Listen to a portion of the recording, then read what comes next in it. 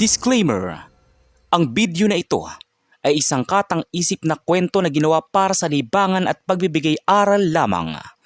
Lahat ng pangalan, tauhan, lugar at pangyayari sa kwento ay hindi totoo at walang kinalaman sa totoong tao o tunay na pangyayari. Ang content na ito ay walang layuning manakit, manlait, mang-away o magpalaganap ng karahasan o diskriminasyon. Ang ipinapakita sa kwento ay para sa aral sa buhay at kamalayan ng manunood. Mula sa isang liblib na probinsya, bumiyahe ang mag-ama papunta sa malaking reunion ng pamilya.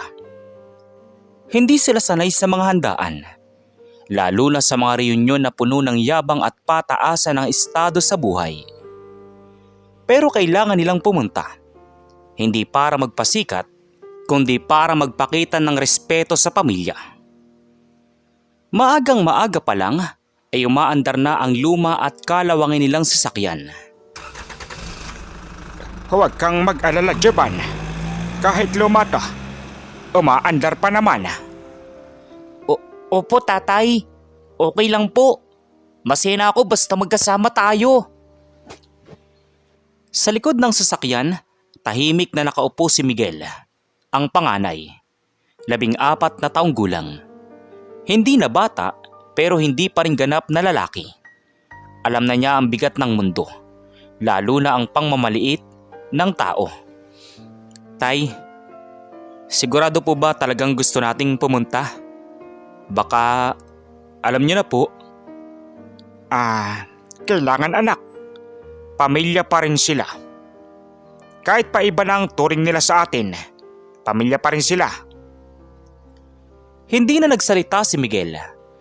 Alam na niya ang ibig sabihin ng ama.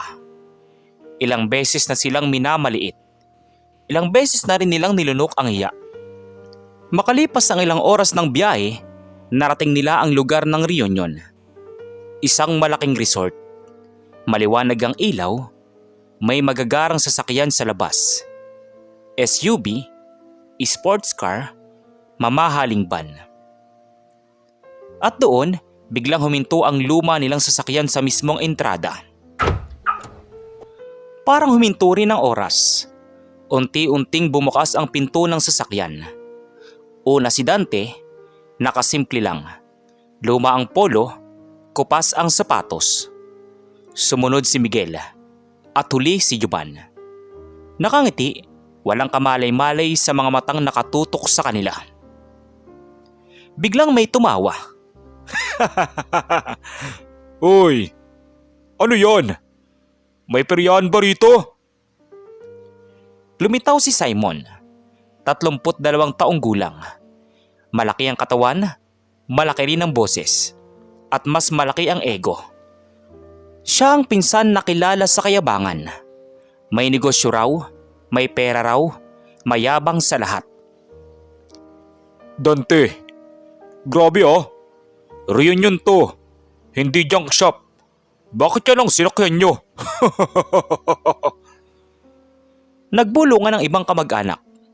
May tumatawa, may umiiling, may nakangising mapangmata. Kawawa naman, hanggang ngayon, ganyan pa rin sila. Wala siguro talagang narating sa buhay. Napayuko si Miguel. Naramdaman niya ang init sa dibdib. Galit, hiya, sakit. Tatay, bakit po sila tumatawa? Hayaan mo na anak. Hindi lahat ng tao marunong umanawa. Alam niyo bang milyon ang ginastos ko sa sasakyan ko? Tapos kayo, parang galing pa sa museum. Lalong lumakas ang tawanan. Pero hindi sumagot si Dante. Hindi rin umimik si Miguel. At si Juban, ngumiti lang. Pumasok sila sa loob ng resort. Doon, mas ramdam ang agwat. Habang ang iba'y nakapolo na mamahalin, relo na kumikislap, at sapatos na bago, sila'y simple lang. Tahimik, nakaupo sa gilid. Oy Miguel, kamusta ang eskwela? O baka hindi ka na nag-aaral? Mahal din yun ah. Nag-aaral po ako, Kuya Simon. Talaga? Buti pa. May pang tuition pa kayo. Gustong sumabog ni Miguel, pero pinigilan niya ang sarili. Kita niya si Dante. Nakatingin sa sahig, tahimik, pero may matinding pigil sa damdamin. Lumapit ang ilang kamag-anak, hindi para kamustahin, kundi para mang-usisa. Dante, anong trabaho mo na ngayon? Tanong ng isang babae. May inaasikaso lang po. Ay, ganun ba? Walang nag-alok ng upuan, walang nag-alok ng pagkain, para silang hangin sa paningin ng iba.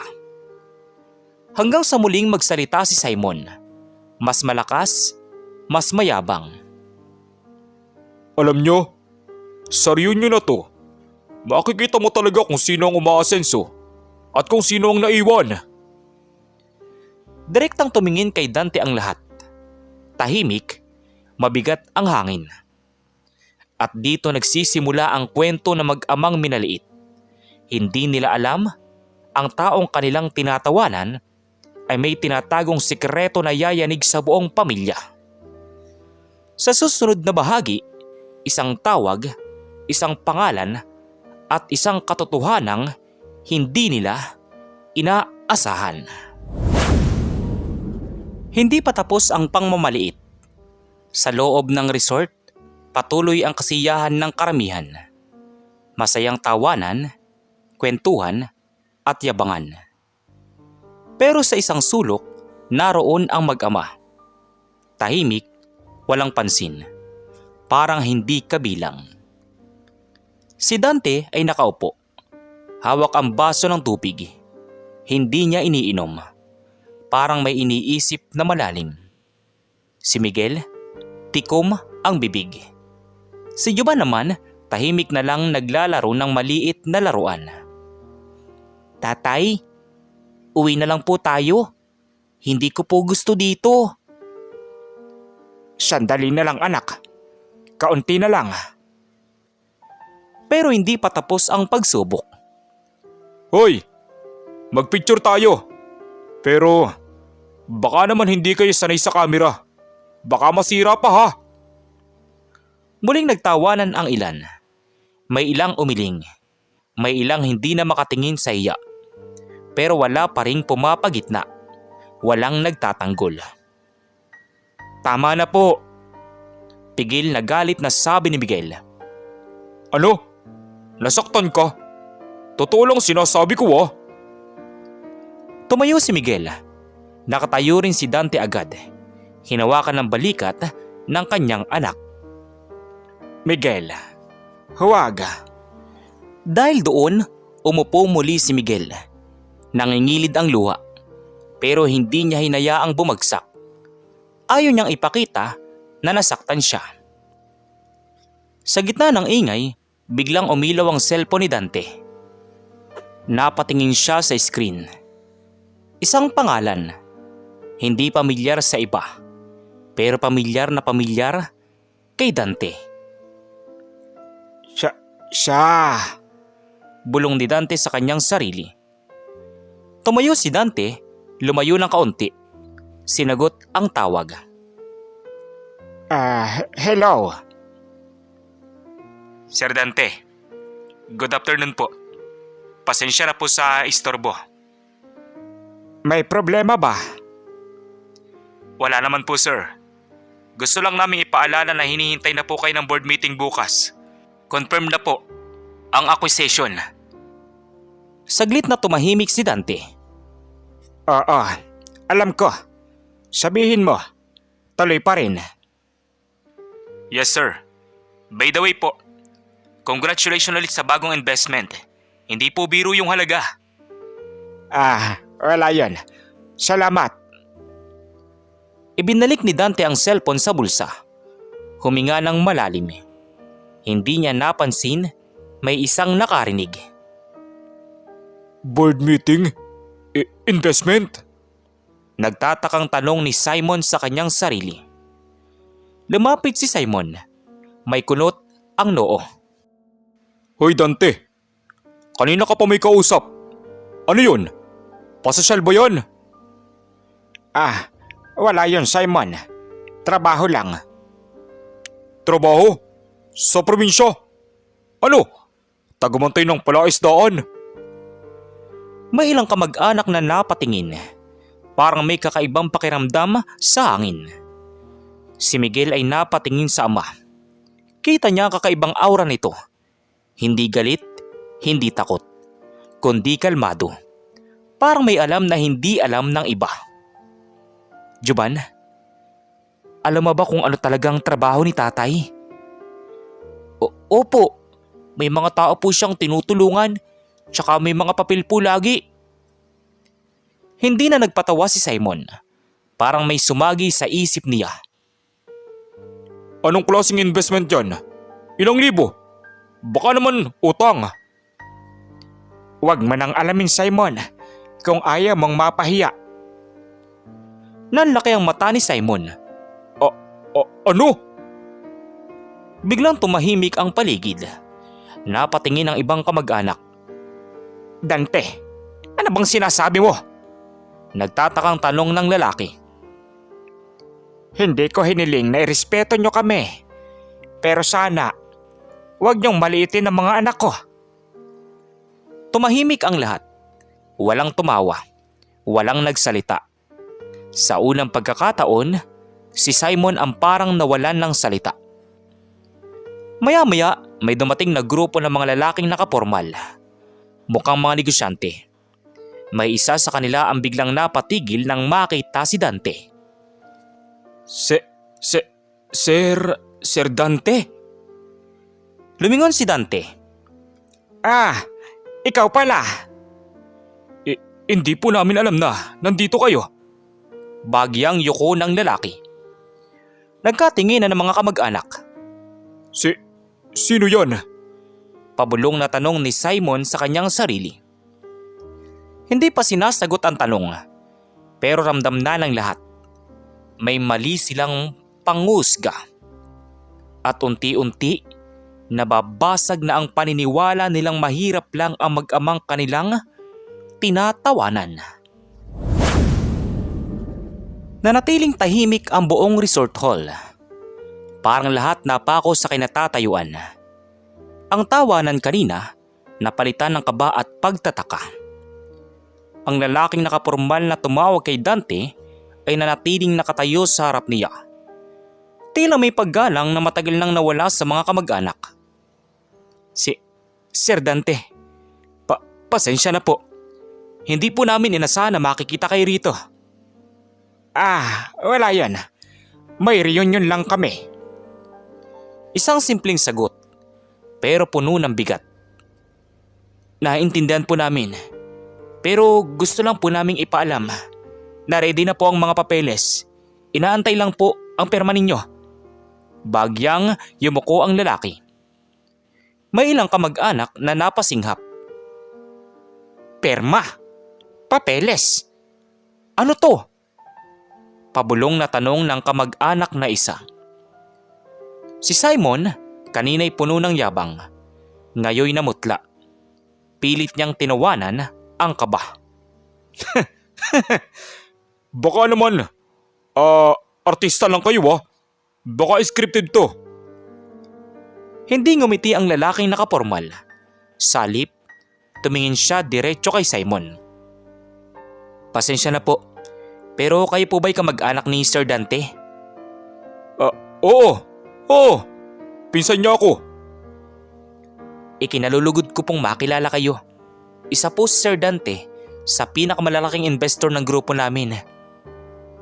Parang may sumabog na bomba sa loob ng hall. Ano raw? Investor? Sabi ng kamag-anak. Napaupo ang ibang kamag-anak. May napahawak sa dibdib. May napalingon sa isa't isa. Hindi totoo yan. Siya yun. Galing lang yan sa probinsya. Dahan-dahang tumingin si Dante sa kanya. Ang probinsya, hindi hadlang para umasenso.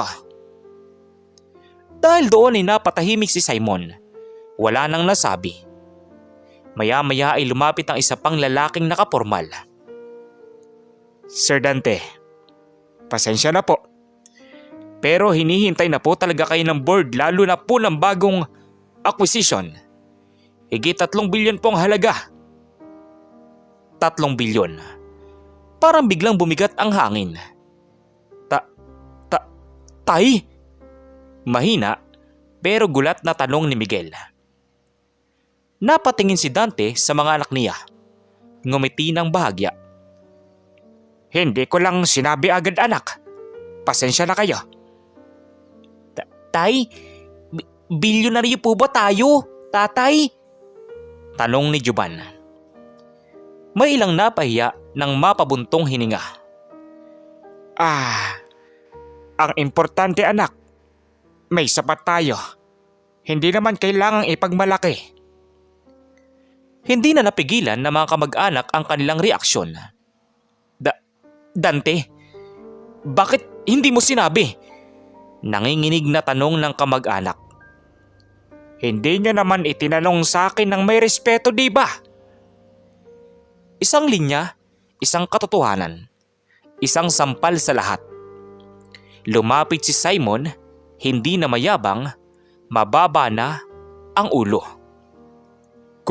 Kuya, pasensya na. Hindi ko alam. Hindi naman agad sumagot si Dante. Tumingin siya sa mga kamag-anak niya. Alam niyo kung bakit hindi ako nagsasalita tungkol sa pera? Tahimik ang lahat. Kasi pera nawawala. Pero ang ugali ng tao, yun ang totoo. May ilang kamag-anak ang napaiyak. Ang ilan na may yumuko sa iya.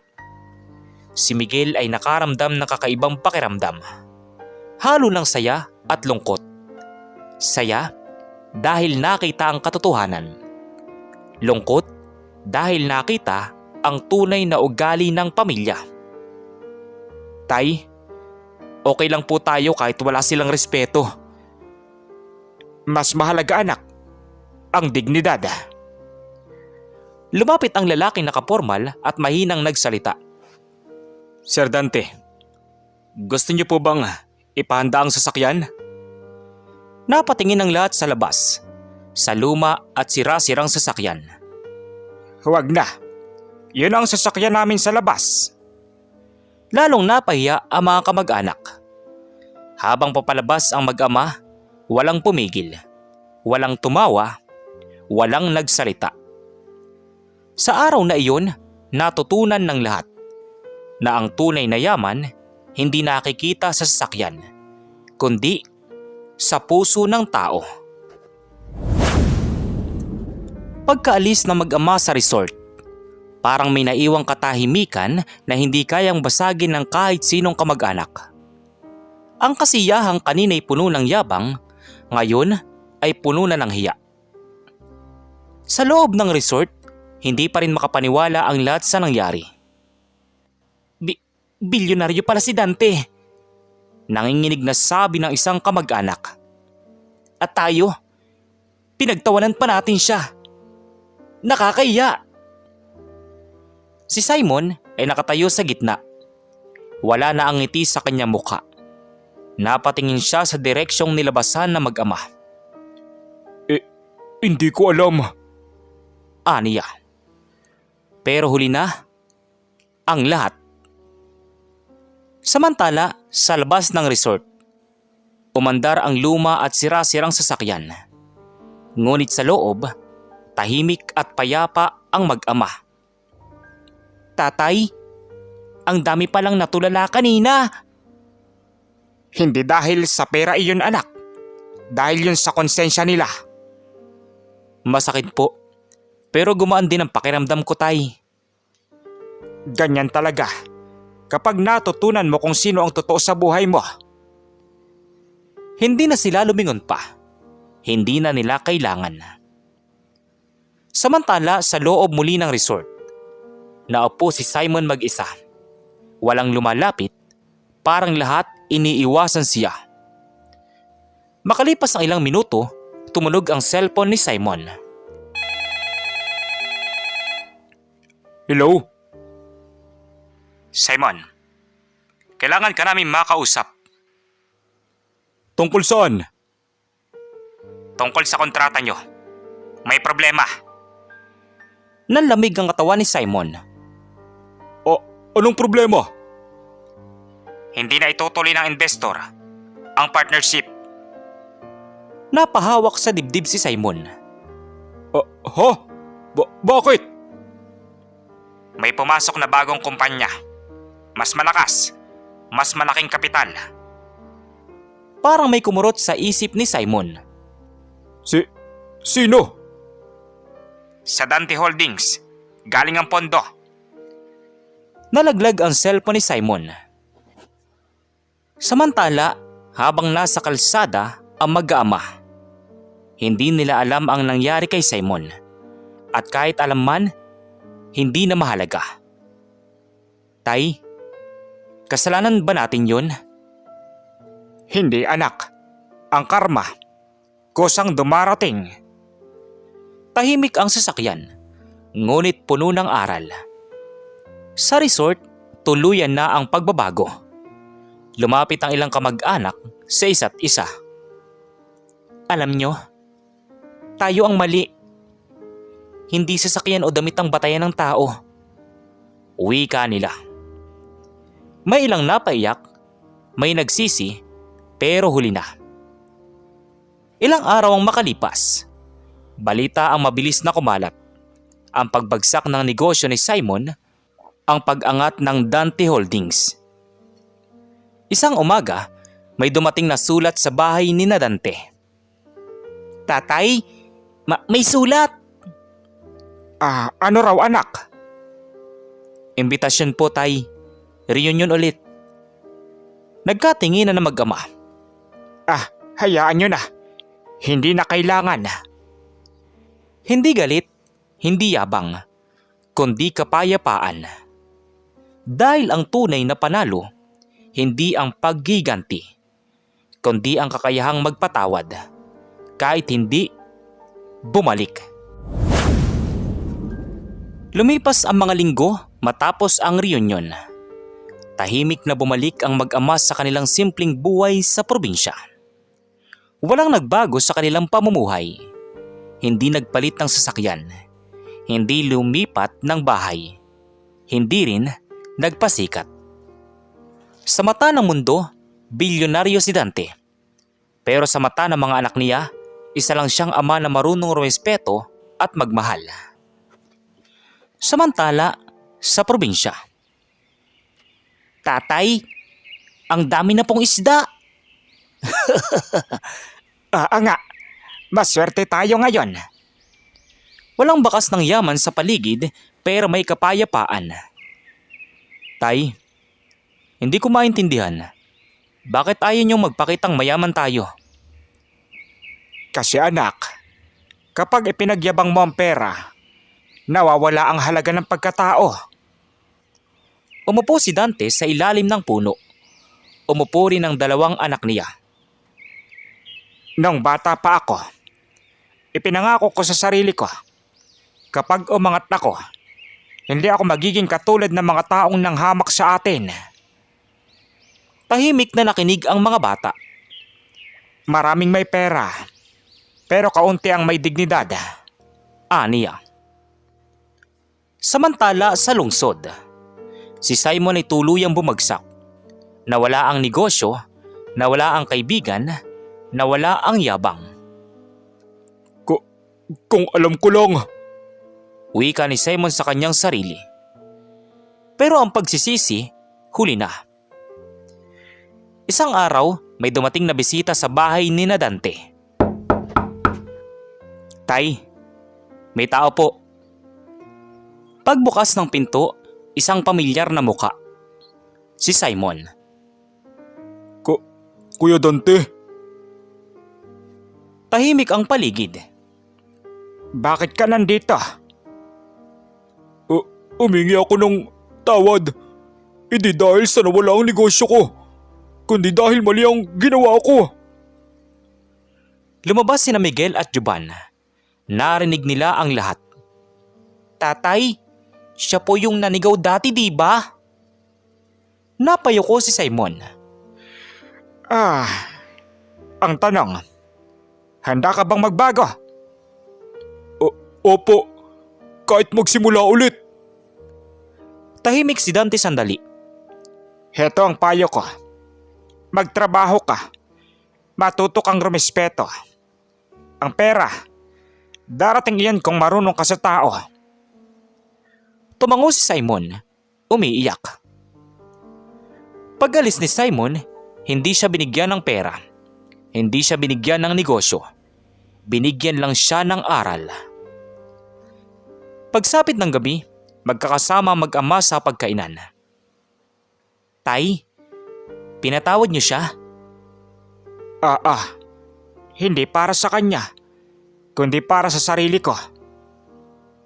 Ibig sabihin po, mayaman tayo. Oo anak, sobra. Dahil ang tunay na yaman, hindi nasusukat sa sasakyan. Hindi nasusukat sa bahay, kundi sa puso, sa asal, at sa respeto sa kapwa. At doon natapos ang kwento ng mag-aama na nilait pero sobrang yaman pala. Ang kwentong ito ay paalala na hindi nasusukat ang halaga ng tao sa kanyang sasakyan, damit o estado sa buhay. Maraming tao ang mabilis manghusga base sa nakikita lamang. Kapag simple ang anyo, agad minamaliit. Kapag mukhang mahirap, iniisip na walang narating. Ito ang malaking pagkakamali na ipinakita ng mga kamag-anak sa kwento. Si Dante ay bilyonaryo, pero pinili niyang mamuhay ng simple. Hindi niya ipinagmayabang ang kanyang yaman dahil alam niyang ang pera ay maaaring mawala. Pero ang ugali at pagkatao ay mananatili. Ipinakita niya na ang tunay na mayaman ay marunong rumespeto, mapagpakumbaba at marunong magmahal sa pamilya. Ang mga anak niyang sina Miguel at Juban ay larawan ng kabataan na tinuturuan ng tamang asal. Sa kabila ng pangmamaliit at panginsulto, hindi sila gumanti. Pinili nilang manatiling tahimik at may dignidad. Dito natin makikita na ang pagpapalaki ng magulang ay mas mahalaga kaysa sa kayamanan. Si Simon naman ay halimbawa ng taong nalunod sa yabang. Dahil sa pera at kaunting tagumpay, inisip niyang mas mataas siya kaysa sa iba. Ngunit nang mawala ang lahat, tsaka niya napagtanto na mali ang kanyang asal. Ipinapakita ng kwento na ang kayabangan ay hindi kailanman nagdadala ng tunay na tagumpay. Isa rin sa mahalagang aral ng kwento ay ang konsepto ng karma. Hindi agad, pero darating ito. Hindi kailangang magiganti dahil ang mismong buhay ang gagawa ng paraan para itama ang mali. Ang katahimikan at kabutihan ni Dante ang naging dahilan kung bakit lumitaw ang katotohanan sa tamang panahon.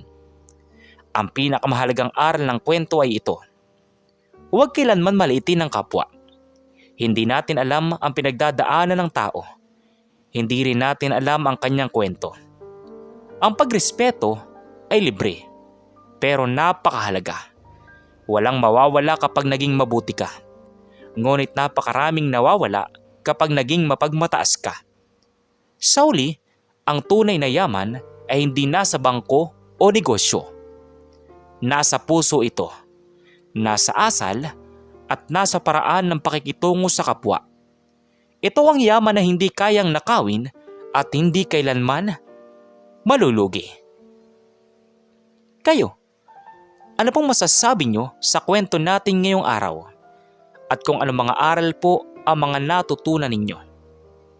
Maaari nyo po bang i-comment doon sa baba doon sa comment section para muli ko pong mabasa?